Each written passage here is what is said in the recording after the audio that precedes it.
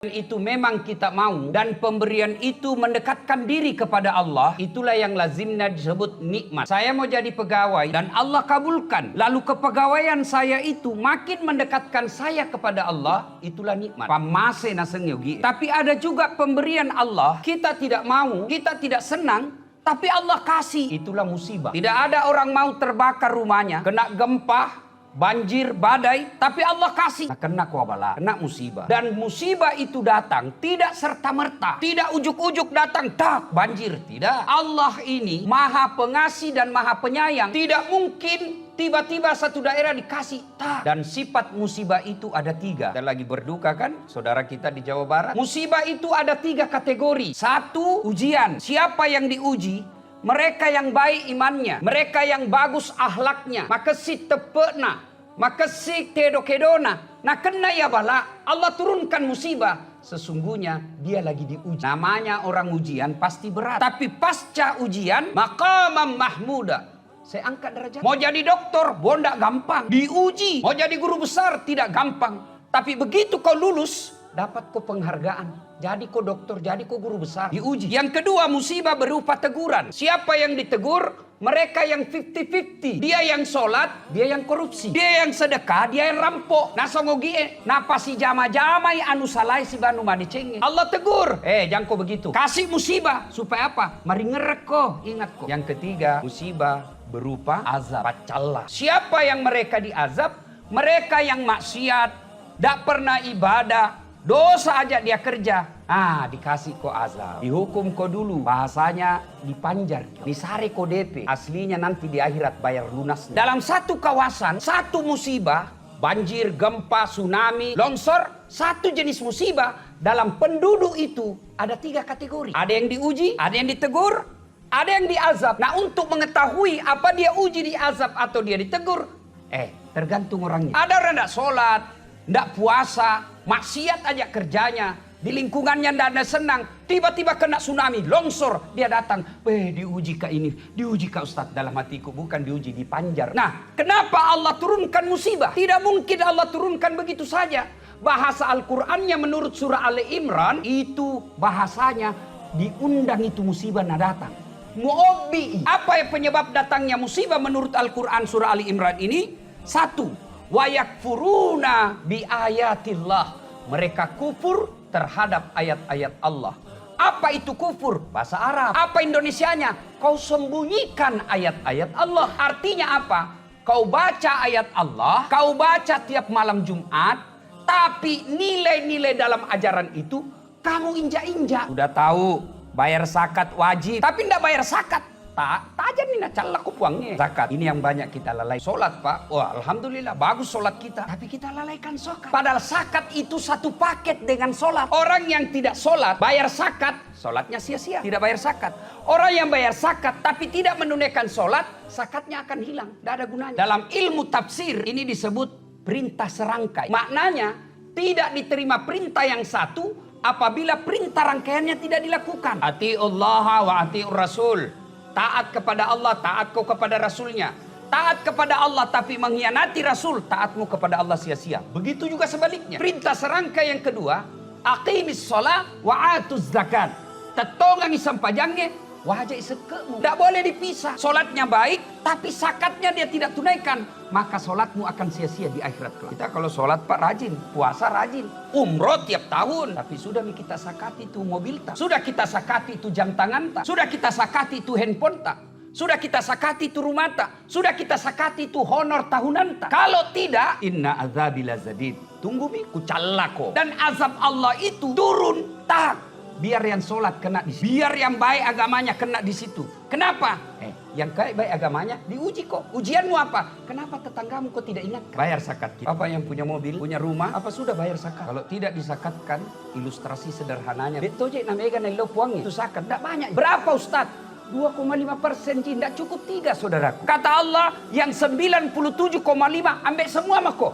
2,5 saya minta. Orang cendekiawan, orang cerdik berkata lagi, kenapa mesti dikeluarkan 2,5%? Modal-modal tak, risiko-risiko tak, kita yang kerja. Kok kenapa dikeluarkan 20%? Jawabannya begini, apa Bapak bisa bekerja kalau dikasih lumpuh? Apa Bapak masih bisa ngajar kalau sudah dikasih penyakit ginjal, gula, lever, tidak bisa lagi gerak? Nah niga maleko yerosengnya ada singang, siapa yang kasih kau itu kesehatan? Allah subhanahu wa ta'ala, bukan dokter. Kalau dokter kasih sehat, kau tidak ada dokter kena COVID. Tapi siapa yang kasih sehat kamu? Allah. Maka Allah minta syukuri itu kesehatanmu cari nafkah. Syukuri itu kesehatanmu jadi profesor. Syukuri itu kesehatanmu jadi orang kaya. Wajar berapa kau bayar? 2,5%. Dan mungkah untuk Allah. Untuk siapa? Kasih ke itu sopirmu yang miskin. Kasih ke itu pembantumu yang miskin. Kasih ke itu temanmu yang tidak mampu. Kasih dia kau 2,5%. Kalau tidak, maka kotor semua harta. Ilustrasi contoh sederhana. Ini air. Air putih ini halal. Inilah gaji tak sebagai peneliti. Bukan peneliti yang bikin-bikin ya. Yang kita dapat gaji dengan halal. Nah, ini boleh diminum. Tapi begitu Bapak tidak keluarkan zakatnya 2,5%. Bapak ibaratnya mencelupkan jari-jarinya di kloset. Kakus. 1 tetes saja masuk di sini. Itu 2,5%. Lebih banyak ini daripada yang masuk 1 tetes. Begitu air kloset masuk 1 tetes dalam air suci ini. Belum mau pakai minum kira-kira. Masih mau minum ini? Enggak. Kenapa? Karena kita tahu sudah orang yang punya penghasilan. Lalu tidak bayar zakat. Rumahnya dia tidak zakat. Kebunnya dia tidak zakati. Empangnya tidak disakati. Gajinya tidak disakati. Maka berkumpul. Maka itu yang disebut detail Al-Quran. At-takazur. Berlomba-lomba memperkaya diri. Mencari dunia sebanyak-banyaknya. Lalu mereka enggan membayar zakat. Maka akhirat nanti kau dapat hukumannya. Bahasanya ulama Pandrita Riolo. Ipasi depung mana roh asogiremu. Dijadikan rantai. Disuruh pikul. Dan di terakhirnya disuruh masak. Bahasanya kalau kita di kampung. Andre kula bocah buka mulutnya. Pasti masuk di sini. Itulah orang yang enggan membayar zakat. Zakat kita biasa salah paham. Nah bawa di masjid zakat. Zakat harta bukan ke masjid. Zakat harta bukan ke masjid. Kemana zakat harta?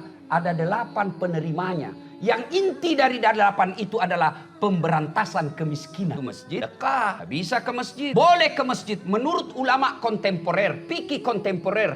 Boleh dibawa zakat ke masjid dengan catatan. Di atas gunung. Di gunung itu ada kampung mu'alaf. Tidak ada masjid. Maka boleh zakat harta kita bangun masjid.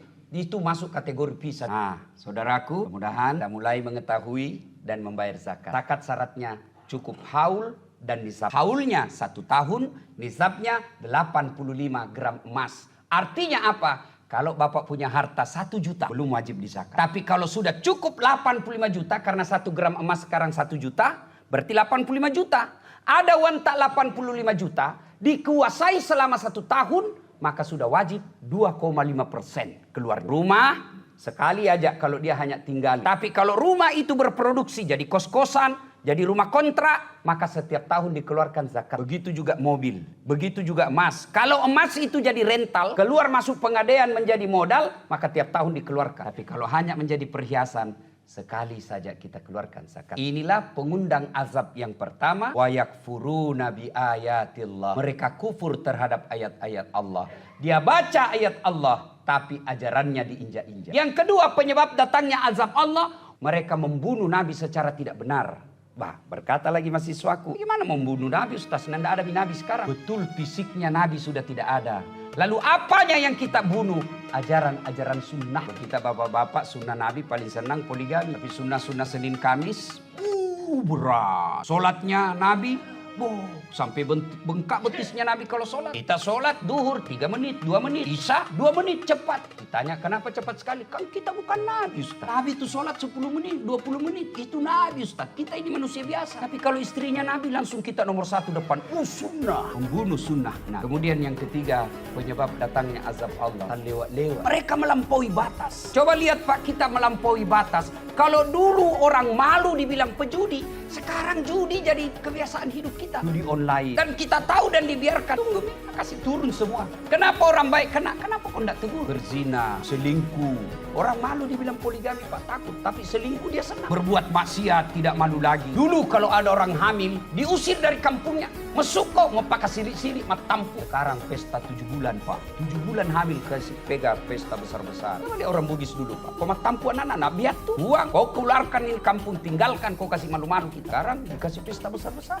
Begitu diprotes, pas sekali ada cucu. Ya silakan. Maksiat, terang-terangan. Tunggu azab Allah pasti turun. Dan yang keempat, dzalika bima agau. Mereka berbuat zalim secara terang-terang. Zalim ada 3. Zalim kepada Allah, kita nikmati segala pemberian Allah, kewajiban kita tidak lakukan. Zalim kepada Allah.